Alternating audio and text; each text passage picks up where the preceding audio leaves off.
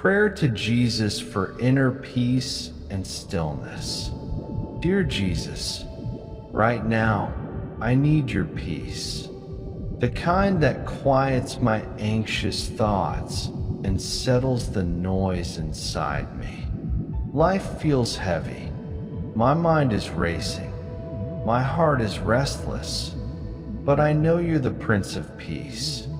You don't just give peace, you are peace.